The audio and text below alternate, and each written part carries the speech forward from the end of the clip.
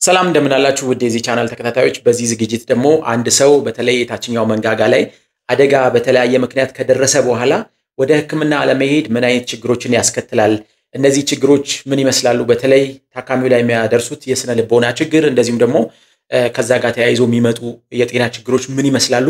ምን አይነት የህክምና አማራጮች አሉ በዚህ ዝግጅት እንነጋገራለን አንድ ሰው በተለያየ ምክንያት ፊቱ ላይ አደጋ ሊደርስበት ይችላል በተለይ የታችኛው መንጋጋ ላይ ህፃናት አደጋ ሲደርስባቸው ይሄ የአደጋ ችግር በተለይ ከእድሜያቸው ጋር አብሮ ሊቀጥል የሚችል ችግር በተለይ ደግሞ ፊታቸው ዲፎርም እንዲያደርግ ወይም ደግሞ የቅርጽ ለውጥ እንዲያመጣ ሊያስገድድ ይችላል እንደዚሁም ደግሞ ከዚህ ጋር ተያይዞ በተለይ የመንጋጋ መገጣጠሚያቸው ላይ አደጋ ካለ ወይም ደግሞ የደረሰ አደጋ ካለ በቀላሉ እነዚህ ልጆች የፊታቸው ቅርጽ እያደጉ ሲሄዱ ያነካከሳቸው ሁኔታ ሊቀየር ይችላል በተለይ የታችኛው መንጋጋ ላይ የፍለፊት ክፍል አደጋ ሲደርስ እንደዚሁም ደግሞ የጎን የፊት ክፍል ላይ አደጋ ሲደርስ የመንጋጋ መገጣጠሚያ ላይ አደጋ ይመጣል ወይም ደግሞ አደጋዎች ይከሰታሉ እነዚህ አደጋዎች የመንጋጋ መገጣጠሚያ እድገት ውስንነት እንዲመጣ ያደርጋል በተለይ አደጋ ከደረሰበት ወይም ደግሞ አንድ መንጋጋ መገጣጠሚያ አደጋ ከደረሰበት እድገቱ ያቆማል ያ ደግሞ እድገቱን ሲያቆም የፊት ለውጥ ወይም ደግሞ የፊት ቅርጽ ለውጥ በጊዜ ሂደት እንዲከሰት ያደርጋል እንደዚሁም ደግሞ ህፃናት አፋቸውን ለመክፈት ይቸገራሉ አፋቸውን መክፈት ካልቻሉ ለመናገር እንደዚሁም ደግሞ ምግብ ለመመገብ አፋቸውን ለማጽዳት እንደዚሁም ደግሞ ከአፋቸው አለመከፈት ጋር ተያይዞ ሌሎች የስነ ልቦና ችግሮች አብረው ሊመጡ ይችላሉ በተለይ እነዚህ ልጆች ታዳጊ ሲሆኑ ያደጋው ችግር ወይም ደግሞ ኮንሲኩዌንስ በጣም ከፍተኛ ነው የሚሆነው የፊት ቅርጽ ለውጥ ቅድም እንዳልኳችሁ ያመጋገብ ችግር ብዙ ጥርሶች በስነ ስርዓት አይበቅሉም በተለይ የወተት ጥርሶች ቦታቸውን ስለማይለቁ ቋሚ ጥርሶችም እንደዚሁ ለመብቀል ይቸገራሉ እንደዚሁ ደግሞ አፋቸውን ስለማያጸዱ በበቂ ሁኔታ ምግብም ስለማይመገቡ በበቂ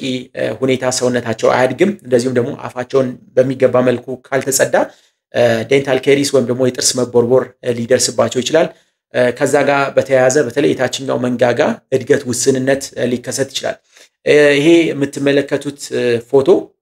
ከአንድ ታካሚ ላይ የወሰድኩት ፎቶ ነው ይሄ እቺ የ10 ዓመት ልጅ ናት አደጋው ከደረሰ በጣም ቆይቷል ቤተሰቦቿም ኖቲስ አላደረጉም ወይም ደግሞ አልተመለከቱም ነገር ግን እኛ ጋር ስትመጣ 10 ዓመት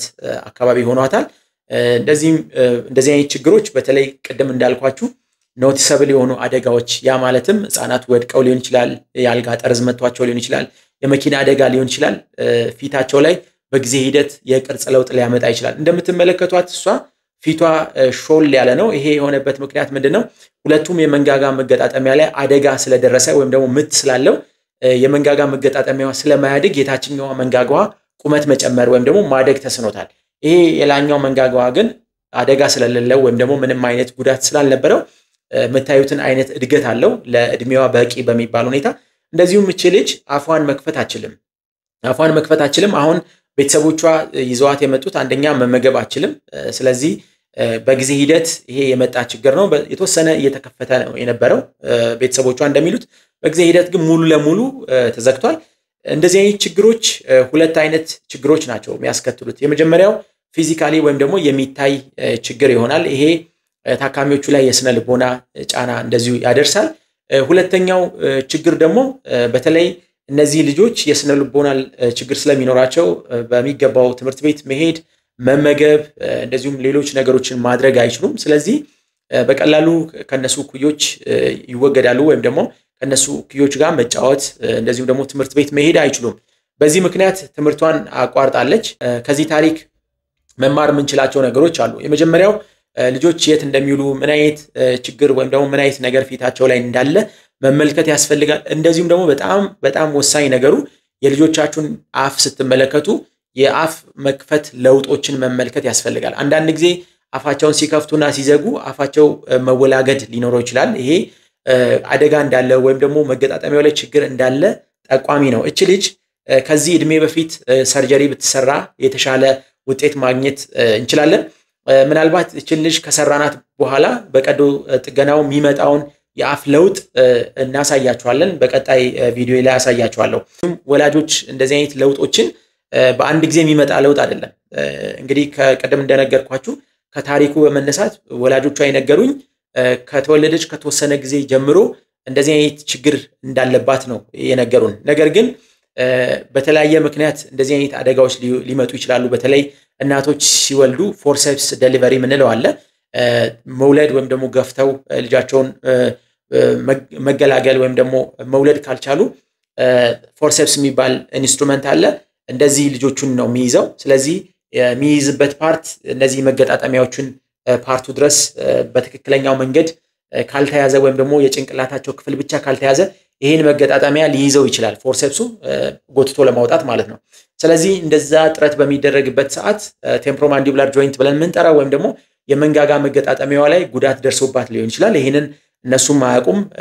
ምክንያቱም ምንም አይነት አደጋ ኖቲስ አላደረግንም ወይም ደግሞ አናቅም ስላሉን ማለት ነው። ምናልባት ስትወለድም እንደዚህ አይነት ችግር ኖሮ ሊሆን ይችላል። እንደዚሁም ደግሞ አንዳንድ ጊዜ ደግሞ አይዲዮፓቲክ ብለን የምንጠራ ወይም ደግሞ ምክንያት የለሽ የመንጋጋ መገጣጠሚያ ችግር ተፈጥሮ ሊሆን ይችላል። ስለዚህ በተለይ ከአደጋ ጋር ተያይዞ የሚፈጠሩ እንደዚህ አይነት ችግሮች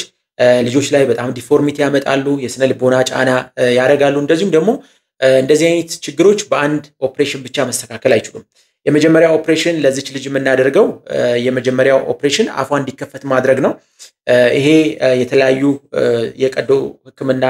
ቴክኒኮችን በመጠቀም አፏ እንዲከፈት ማድረግ ነው። እንደዚሁም ደግሞ እንደምትመለከቱት የታችኛው መንጋጋዋ በጣም ትንሽ ነው። በጎን ስታዩት አፏ ሾል ያለ ነው የሚመስለው። ስለዚህ ይሄ የታችኛው መንጋጋ እንዲያድግ የምናደርግባቸው የተለያዩ አማራጮች አሉ።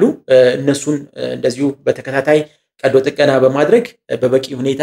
የላኛውን መንጋጋ ተከትሎ የታችኛው መንጋጋ ማደግ እንዲችል ማድረግ ይቻላል። ነገር ግን እነዚህ በጣም ውስብስብ የሆኑ ቀዶ ህክምናዎችን የሚፈልጉ እንደዚሁም ደግሞ አቅም የሚጠይቁ ብዙ ገንዘብ የሚያስወጡ በተለይ ድሮ ታውቆ ቢሆን ኖሮ ወይም ደግሞ ችግሩ ገና እንደተከሰተ